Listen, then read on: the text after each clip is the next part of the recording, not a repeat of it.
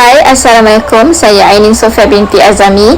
Saya dari Science Information System Management, and this video presentation is for course CTU 552.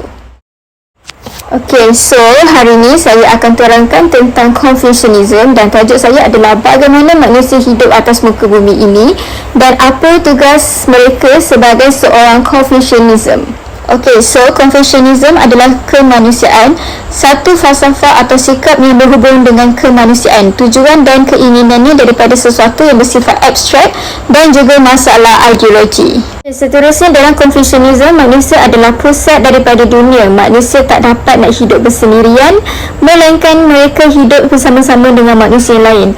Untuk mencapai pendamaian pula, Konfusi menemukan hubungan antara manusia yang meliputi 5 hubungan wulun yang berdasarkan cinta, kasih dan kewajipan.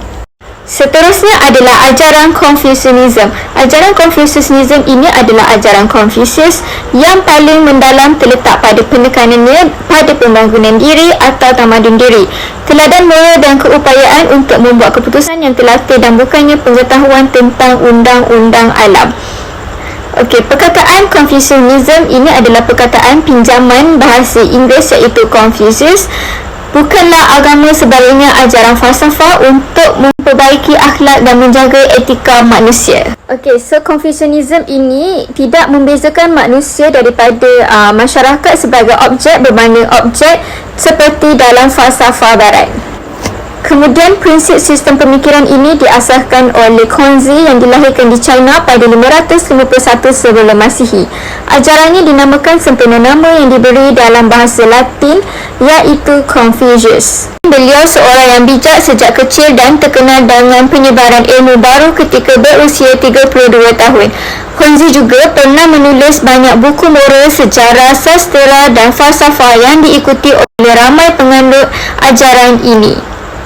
Confucius yang dikenali sebagai Confucius menekankan pembentukan akhlak yang perlu menghormati orang lain, tidak kira sama ada mereka tua atau muda.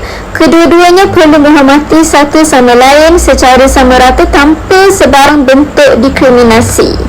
Dan ajaran ini menekankan kesucian budi pekerti yang mulia dan menekankan ajaran moral seperti meliputi aspek falsafah dan etika.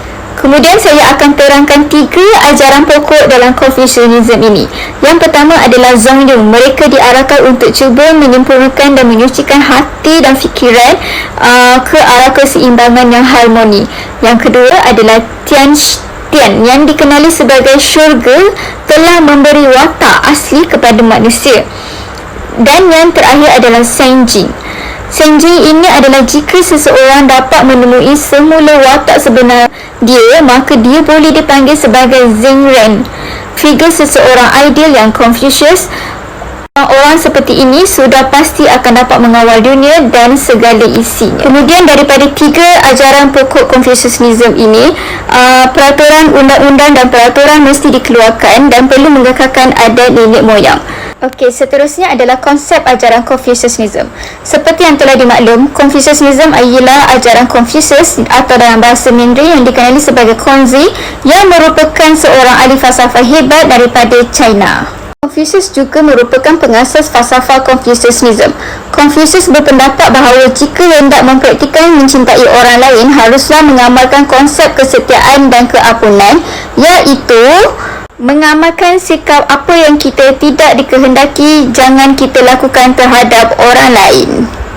Confucius juga memperbetul peringkat hierarki supaya mencapai status yang berbeza. Hal ini dapat mencerminkan pemikiran dan politiknya yang konservatif, dan juga terdapat beberapa ajaran dari konsep Confucius. Kat sini ada 5 konsep ajaran Confucianism. Yang pertama adalah Rin. Rin adalah kepermanusiaan yang bermaksud cinta sejagat yang tidak mementingkan diri sendiri tetapi mengambil berat tentang orang lain. Kualiti asas Rin ialah kebaikan, kesucian, belas kasihan dan kemanusiaan. Yang kedua adalah Yi, keadilan atau kebenaran. Pemahaman yang luas ini menunjukkan bahawa sistem etika Confucianism lebih berasaskan belas kasihan dan pemahaman terhadap orang lain daripada ajaran ilahi. Yang ketiga adalah Li, kesusilaan. Dia mencerminkan etika Confucian berdasarkan 3 aspek kehidupan: persembahan ritual kepada nenek moyang dan pelbagai Tuhan, penubuhan institusi sosial dan politik, dan pemeliharaan adab dalam kehidupan seharian. Seterusnya adalah Qi. Qi bermaksud kebijaksanaan. Anda dikatakan bijak jika setiap hari anda mempunyai kesedaran untuk melakukan perkara yang baik dan betul. Dan yang terakhir adalah Zin. Zin ini bermaksud dipercayai. Perkataan Zin ni dia berasal daripada gabungan kata Rin, manusia, dan kata dan Yan, kata-kata atau ucapan. So, manusia yang bersandar pada kata-kata ini mengandungi arti bahawa jika manusia konsisten dengan kata-kata, maka ia layak dipercayai. Contoh, seorang pemimpin harus layak dipercayai oleh rakyatnya. Seterusnya adalah konsep ajaran Confucianism yang lebih kepada prinsip moral. Falsafah Confucius juga menekankan prinsip moral peribadi dan politik, ketetapan hubungan sosial, keikhlasan dan juga keadilan.